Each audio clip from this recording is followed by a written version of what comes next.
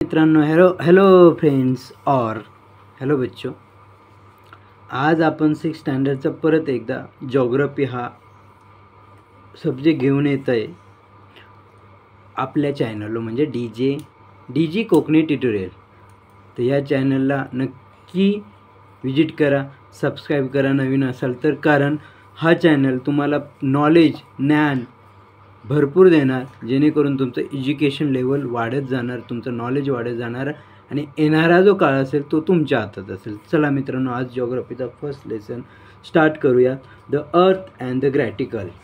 Okay, so earth, we know there are 8 planets in our solar system, but living things or living planet, that means the life present on the planet, that is the earth.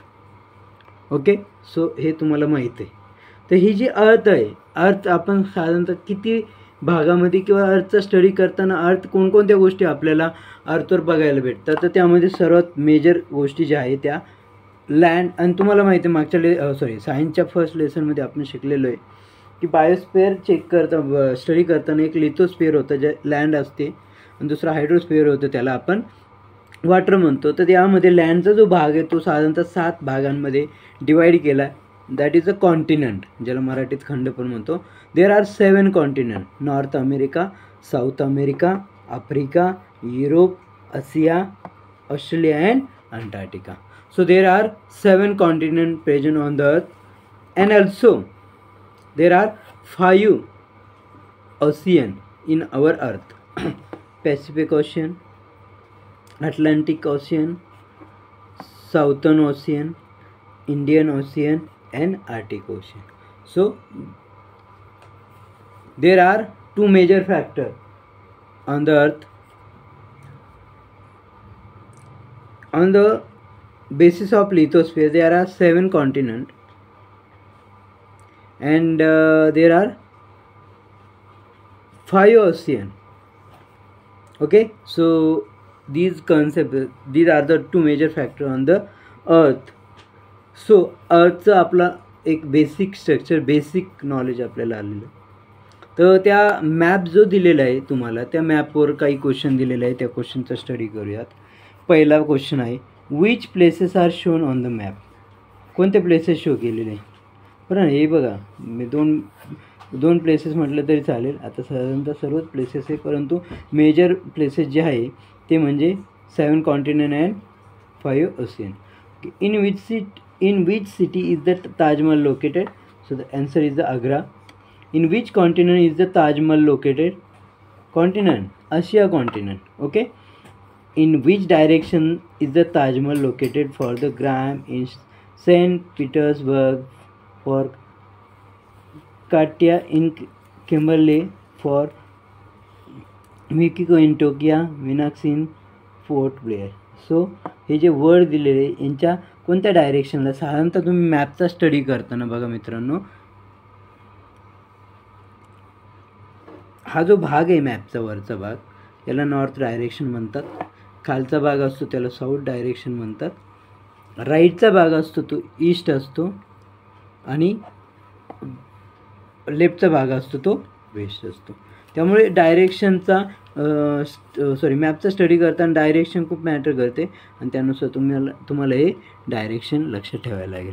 So हे ज्या main concept होती अर्थवरची ती आपण आता बघितली. चला, okay. So अर्थचं vertical distance जे आहे ते 12,714 किलोमीटर्स आहे, आणि हॉरिझॉन्टल डिस्टन्सचा विचार केला 12,756 किलोमीटर्स आहे. हा विषय पण महत्त्वाचा मित्रांनो किंवा मुलांनो. हे डिस्टन्स आपल्याला इंडिकेट करते, त्यामध्ये तुम्हाला एक फरक जाणवला असेल. 12,756 and 12,714. So this distance is measured than this, म्हणजे हॉरिझॉन्टल डिस्टन्स मेजर आहे दॅन व्हर्टिकल डिस्टन्स.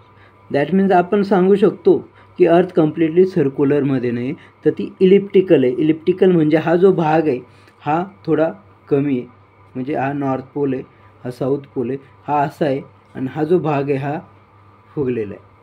म्हणजे ईस्ट वेस्ट जो भाग आहे तो थोडा लांब आहे, नॉर्थ आणि साऊथ हा भाग थोडा चपटा आहे, म्हणजे साधारणतः अंडाकृतीचा आकार आहे, ज्याला इलिप्टिकलसुद्धा म्हणतो आपण.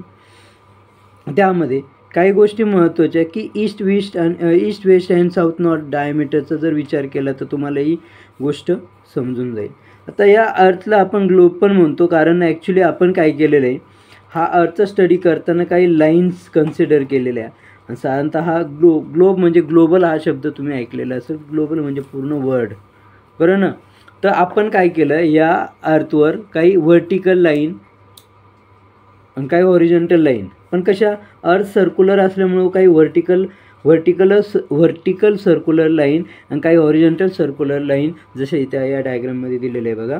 या व्हर्टिकल झाल्या, या हॉरिझॉन्टल झाल्या, तसंच या व्हर्टिकल झाल्या. तर या ज्या इमॅजिनरी लाईन्स आहे, ॲक्च्युली अर्थवर ह्या लाईन्स नसतात, परंतु आपण आपल्याला काही गोष्टी समजण्यासाठी त्या लाईन ड्रॉ करतो. त्या लाईन ड्रॉ केल्यामुळे हे जे अर्थचा शेप आहे याला ग्लोब असं नाव दिलं गेलं, globe. So location of any place on the earth is determined with reference to the centre of the earth. का लाईन दिले असेल, so there is a 7 continent and ocean and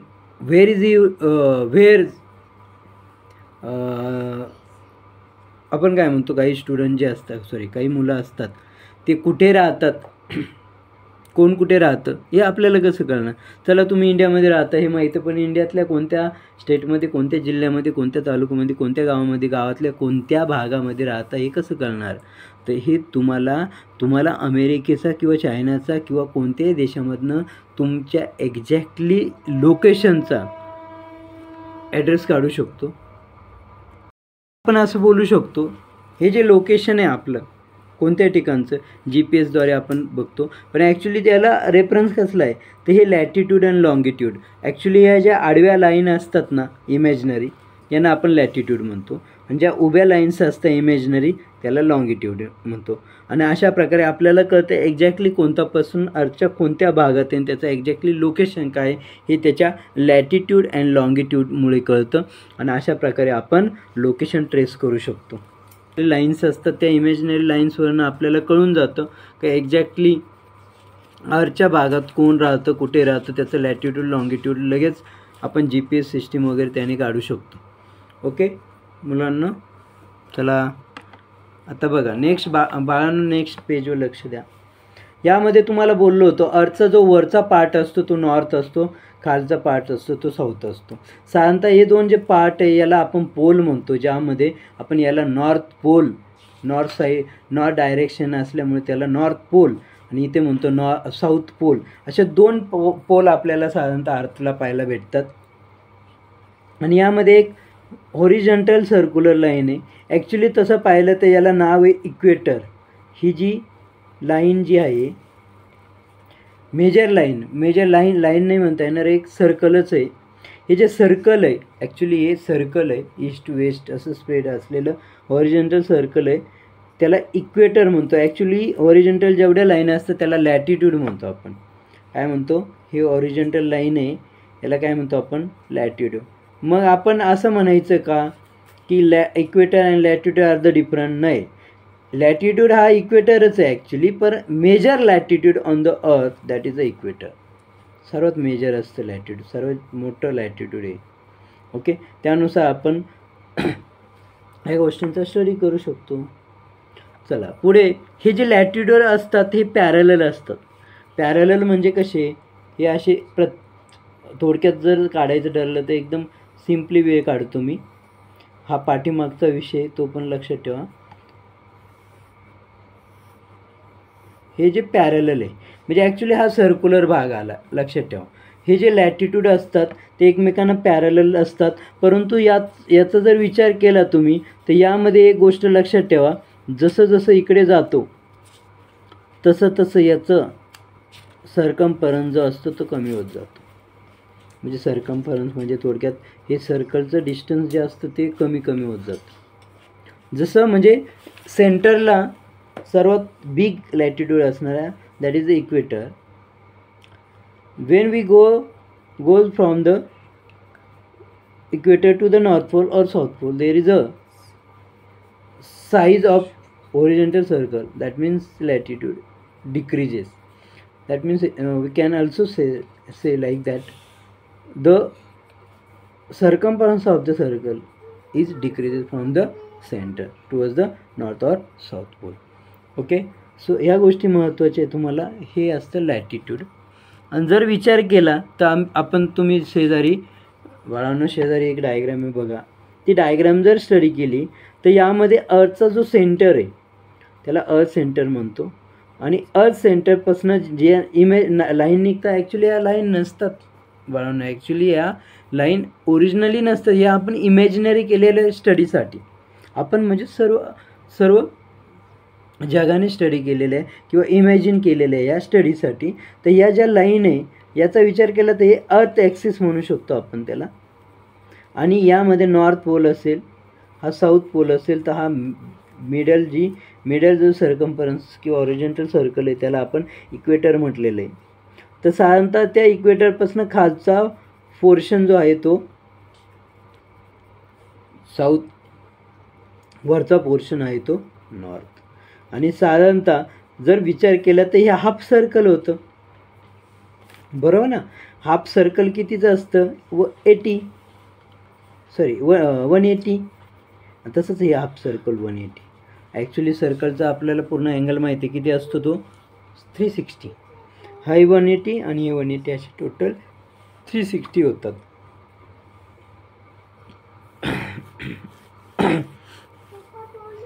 का बरं कशाला नाही चालू मग तू बंद कर ना, तू बोलतो म्हणून मी बोलतो. तर हे तुम्हाला पॅरलल्स दिसतात ना लाईन. लॅटिट्यूड काय आहे पॅरलल. मग यामध्ये बघा साधारणतः अर्थ ॲक्सिस सेंटरपासून हा जो अँगल आहे हाफ अँगल 180चा आहे आणि खालचा हाफ अँगल 180चा आहे. आणि ह्या ज्या लाईन आहे ह्या लाईन इथून 0पासून स्टार्ट होतं वरती 90पर्यंत जाता. कारण हे जे डिस्टन्स आहे हे तसं परपेंडिक्युलर ॲक्सिस म्हणतो आपण त्या टाईपचं आहे. आणि हा जो राईट अँगलचा फॉर्म्युला आहे मॅथ्समध्ये दिलेला आहे तर तो 90 डिग्री असतो. कोणती लाईन एका लाईनला ज्यावेळेस परपेंडिक्युलर असते त्यावेळेस त्याचा अँगल 90 डिग्री असतो. म्हणून साधारणतः ही 90 डिग्री पकडली आहे. ओके, मग यानुसार हा जो 0 डिग्री म्हणजे त्या इक्वेटरचा जो अँगल पकडला आहे तो काय पकडला आहे 0 डिग्री. आणि वरचा भाग जो नॉर्थकडे जातो तो त्याला म्हणतो आपण नॉर्थ. हा बघा नॉर्थ पोल झाला. पण हा जो पार्ट आहे याला म्हणतो हेमिस्फिअर. काय म्हणतो मी बाळांनो हेमिस्फिअर. वरचा भाग जो वरचा हा पार्ट जो आहे त्याला नॉर्थ हेमिस्फिअर म्हणतो. तर साहजिकच आहे साऊथला काय म्हणणार आहे आपण साऊथ हेमिस्फिअर. ओके, अशा प्रकारे अर्थ 2 भागामध्ये डिवाइड केलेली आहे, north hemisphere and south hemisphere. Okay, आता हे जे इक्वेटरपासून जे हॉरिझॉन्टल सर्कल जे छोटे छोटे होत जातात आणि ते 90 डिग्रीला कंप्लीट पॉईंटसारखे दिसतात बरं का बाळांनो. कसे दिसतात पॉईंटसारखे. तसं साऊथ पोलला पण एकदम पॉईंटसारखे दिसतं. म्हणजे एक डॉट जसं म्हणतो आपण एक डॉट आहे त्यामध्ये सर्कल वगैरे असं काही दिसत नाही कारण आपण डायरेक्ट एंडिंगला जातो आहे ना. त्यामुळे ते काय आहे डॉट आपण बघतो. मग साधारणतः हे जे हेमिस्फिअरचं स्टडी करतो त्यावेळेस खूप सारे डिग्री आहे. आता हे जे अँगल आहे अँगल नेहमी आपण कशात शो करतो डिग्रीमध्ये. ओके, मग या डिग्री जे असतात मग ते प्रत्येक ज्या पॅरलल लाईन्स आहे बरं ना किंवा जे पॅरलल्स आहे हॉरिझॉन्टल सर्कल ते एकमेकांपासून काहीतरी पर्टिक्युलर डिग्रीला आहे. हे जे डिग्री आहे हे असे इथपर्यंत डिग्री कमी होत जातात. तसं साऊथला पण सेम कंडिशन. हे ग्लोब बघताना काही गोष्टी बघायच्या असतात. 90 डिग्री नॉर्थ पोल, अर्थ ॲक्सिस, प्राईम मेरिडियन. ओके, ह्या आता आपण आडव्या बघितल्या लाईन पॅरलल लाईन ज्याला आपण हॉरिझॉन्टल लाईन हॉरिझॉन्टल सर्कल म्हटलं. आता हे वर्टिकल सर्कल आहे मित्रांनो. हे बघा मित्र बाळो बरोबर ना बाळांनो. ही काय आहे व्हर्टिकल लाईन्स आहे आणि अशी लाईन आहे पण ॲक्च्युली ही अशी कंप्लीट होते. त्यामुळे थोडक्यात आपण असं म्हणू शकतो याला व्हर्टिकल सर्कल. आणि हे जे व्हर्टिकल सर्कल आहे याचा विचार केला तर आपण साधारणतः एक लंडन इंग्लंडमध्ये ब्रिटनमध्ये लंडन ही सिटी आहे त्या शेजारी एक ग्रीनिच नावाची सिटी त्या भागातून अशी एक लाईन जाते ज्याला आपण ज्या लाईनला, ही बघा रेड लाईन दिसते ना ही, तर एक लाईन आहे, जसं ही इक्वेटर आहे ना तसं ही एक लाईन आहे ज्याला प्राईम मेरिडियन म्हणतो आपण. काय म्हणतो? Prime meridian. ज्याचा अँगल काय पकडला आहे आपण? 0 अँगल. काय पकडला? 0 अँगल. ओके. अशा प्रकारे लॅटिट्यूड अँड लॉंगिट्यूड या गोष्टी आपण बघू शकतो आणि त्यानुसार या लॅटिट्यूड आणि लॉंगिट्यूडमध्ये जगातल्या कोणत्याही ठिकाणचा ॲड्रेस, लोकेशन आपण डिटेक्ट करू शकतो. GPS माहिती आहे आपल्याला, परंतु ॲक्च्युली GPS पण याच गोष्टी वर्क करतं. त्याच्या लॅटिट्यूड अँड लॉंगिट्यूडनुसार GPS आपल्याला लोकेशन, एक्झॅक्टली लोकेशन शेअर करतं किंवा शो करतं. त्यामध्ये हरारे इथे, दर्बन इथे, बरोबर ना, कैरो इथे, म्हणजे एक्झॅक्टली लोकेशन आपल्याला अर्थवरती कोणत्याही ठिकाणचं आपण लोकेशन काढू शकतो. आणि ते लोकेशन डिटेक्ट करण्यासाठी आपल्याला सर्वात मोठी हेल्प जी होती ती कसली होती? Latitude and longitude. ज्या लाईन्स ज्या असतात त्या ॲक्च्युली इमॅजिनरी लाईन्स आहे, ज्या आपल्या अर्थच्या स्टडीसाठी आपण त्या कन्सिडर करून त्यांना नावं दिले लॅटिट्यूड अँड लॉंगिट्यूड. ओके. तर या गोष्टी तुम्हाला समजणं खूप गरजेचं आहे. मग आपण बघतो साधारणतः जर वर्ल्डचं म्हणजे वॉच असेल तर त्यामध्ये 24 आवर्स शो केले जातात. म्हणजे ह्या 0, हे जे प्राईम मेरिडियन पकडतो ना, ही प्राईम मेरिडियन, तर यापासून अर्थ, आता तुम्हाला माहिती आहे earth rotate itself, that is a rotation, and it rotate itself with revolve around the sun, that is a revolution. स्वतःभोवती फिरताना ही जी लाईन आहे ही लाईन पुढे पुढे जाते आणि हिच्या कम्प्लिटली अपोजिट गेलं का 12 आवर्स होतात आणि परत त्या जागेवर आले तर 24 आवर्स होतात. हा वर्ल्ड टाईम. पण आपल्या इंडियन टाईम जर विचार केला तर इंडियन टाईम दोन भागामध्ये डिवाईड केला आहे, PM and AM. Okay. PM and AM. तर हा PM आणि AM कुठून सुरू होतो? ज्यावेळेस रात्रीचे 12 वाजतात तिथून खरा 12 आपण 0 AM पकडतो रात्रीच्या 12ला आणि तिथून पुढं सुरुवात होते. आणि आफ्टरनूनचा जो 12 असतो, म्हणजे आफ्टरनूनचे दुपारचे जे 12 वाजले जातात त्यापासून PM सुरू होतो. अशा प्रकारे आपण 12 आवर्स कन्सिडर करतो आपल्या इंडियन टाईमनुसार. म्हणजे ही जी लाईन आहे ज्याला आपण प्राईम मेरिडियन म्हणतो, ही लाईन कम्प्लिटली याच्या अपोजिट साईडला गेली 180ला तर तो होतो 12 आवर्सचा पिरियड.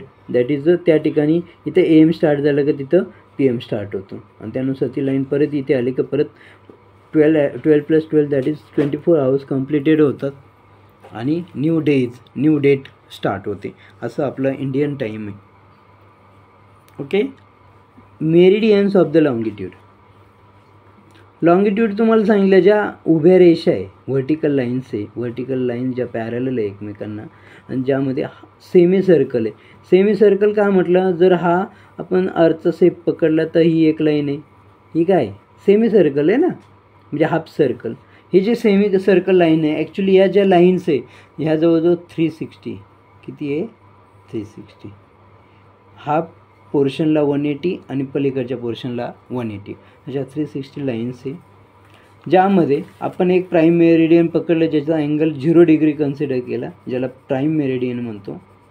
आणि त्यानुसार कम्प्लिटली अपोजिट साईड जे ग्लोबचा कम्प्लिटली अपोजिट पार्ट जो आहे त्याला 180 डिग्री मेन्शन केलेलं आणि तो परत राऊंड होऊन 0 डिग्रीला येतं, त्या ठिकाणी आपण त्याला 360 डिग्री कन्सिडर केलेलं. म्हणजे अशा प्रकारे अर्थचा जसा आपण वरचा भाग जो पकडला इक्वेटरच्या वरचा भाग नॉर्थ हेमिस्फिअर, इक्वेटरच्या खालचा भाग साऊथ हेमिस्फिअर, तसंच या प्राईम मेरिडियन जी लाईन आहे लॉंगिट्यूड आहे ॲक्च्युली इकडचा जो ईस्ट भाग आहे याला ईस्ट हेमिस्फिअर म्हणतात, इकडचा भाग जो आहे तो अर्थचा त्याला वेस्ट हेमिस्फिअर म्हणतात. म्हणजे ईस्टर्न हेमिस्फिअर, वेस्टर्न हेमिस्फिअर. लक्षात ठेवा all meridians are equal in size. हे जे मेरिडियन आहे म्हणजे प्राईम मेरिडियन, इकडचा मेरिडियन, बॅक साईडचा, all are there are 360 meridian, all are equal. Why? Because this vertical line connected to the North Pole to South Pole. Each and every meridians are connected to the North and South Pole. But in case of horizontal line, that means latitude, we consider latitude, then that is the equator is the major latitude, but at the point of North Pole or South Pole there is a only point, that is also called as latitude. There are differ, all latitude are differ to each other. जे प्रत्येक latitude हे separate आहे एकमेकांपासून, कारण त्याची नॉर्थकडे जाताना साऊथकडे जाताना angle कमी होत जातो किंवा साईज कमी होत जाते, थोडक्यात डिस्टन्स सर्कम्फरन्स कमी होत जातो. पण ॲक्च्युली प्राईम मेरिडियनचा विचार केला किंवा अदर मेरिडियनचा विचार केला तर सर्व मेरिडियन हे काय असतात, सेम असतात. काय असतात, सेम असतात. अशा प्रकारे या ॲडजसंट पॅरलल लाईन्स आहे, ज्या व्हर्टिकल लाईन्स आहे, म्हणून त्याला आपण नाव दिलं आहे लॉंगिट्यूड. काय नाव दिलं आहे, longitude. Okay. Suppose and also the distance between the meridians is a maximum on the equator. म्हणजे सेंटरचा विचार केला ना तर हा जो भाग आहे फुगलेला आहे, म्हणून इक्वेटरला जे डिस्टन्स असतं ना सेंटरपासून मेरिडियनचं ते सर्वात मॅक्झिमम असतं. आणि डिस्टन्स पोलपासून विचार केला तर पोलला मेरिडियनचं डिस्टन्स हे 0 असतं. इक्वेटरला सर्वात मॅक्झिमम असतं, पोलला 0 असतं. At the poles it is 0. Meridians distance between the meridians, म्हणजे 2 मेरिडियनचा विषय चालला आहे आपला, नीट समजून घ्या. ही एक प्राईम मेरिडियन आहे किंवा अजून एक मेरिडियन आहे अशी पकडली आपण. तर इक्वेटरला या दोघांमधलं डिस्टन्स सर्वात मॅक्झिमम असेल, पण पोलला ते दोघं एकत्र आलेले. पोलला या दोन्ही मेरिडियन्स, या दोन्ही लाईन्स ज्या पॅरलल आहे एकमेकांना, ॲडजसंट आहे, परंतु या पोलला डायरेक्टली एकमेकांच्या याला टच झालेलं आहे, कनेक्ट झालेलं आहे, आणि त्यामुळे यांचं डिस्टन्स 0 आहे. कारण त्या एकमेकांना डायरेक्ट 2 लाईन एकमेकांना अशा आहे तर त्यांचं डिस्टन्स राहणारच नाही ना, ते एकच लाईन कन्सिडर करू ना आपण. त्यामुळे पोलला त्यांचं डिस्टन्स किती असतं, 0 असतं. साधारणतः जर तुम्ही मेरिडियनचा विचार केला तर 2 मेरिडियनचं डिस्टन्स जे आहे ते 1 किलोमीटर आहे. बाळांनो नीट लक्षात ठेवा. Distance between 2 adjacent meridian is also 1 kilometre. That means 111 kilometre. इक्वेटरला कुठेही बाळांनो, इक्वेटरला 2 मेरिडियनचं डिस्टन्स आहे 111. But on the pole or at the pole there is a 0 distance between the 2 meridians, but there is a maximum distance between the 2 meridians. Which meridians? Adjacent meridians is 111 kilometer. Okay.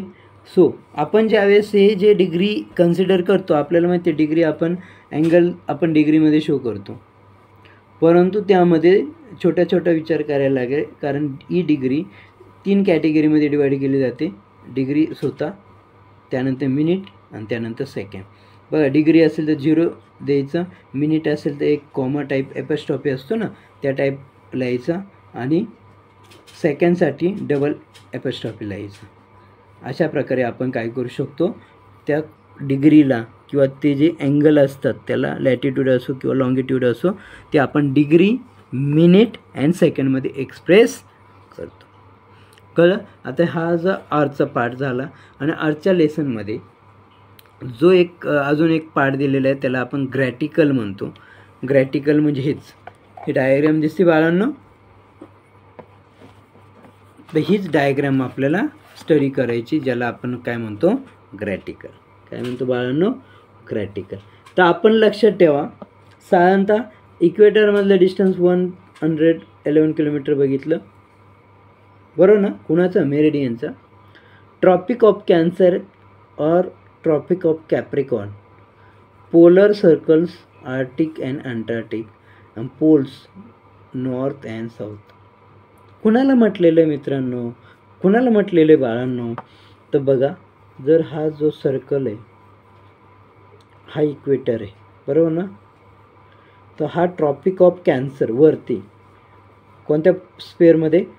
North हेमिस्फिअरमध्ये. आणि हा असतो tropic of कॅप्रिकॉन कोणत्या स्पेअरमध्ये? South हेमिस्फिअरमध्ये. हे जे pole असतात ना, pole, ह्या पोलला पोलर सर्कल पोल्सला नॉर्थ आणि साऊथ पोल म्हणतो. ज्या ठिकाणी जे डिस्टन्स असतं कुणाचं, हे जे मेरिडियन आहे त्यांचं, ते किती असतं? 0. पोलला मेरिडियनचं डिस्टन्स किती असतं? 0. आणि हे जे पोलर सर्कल आहे, हे बघा, पोलर सर्कल का म्हणतो?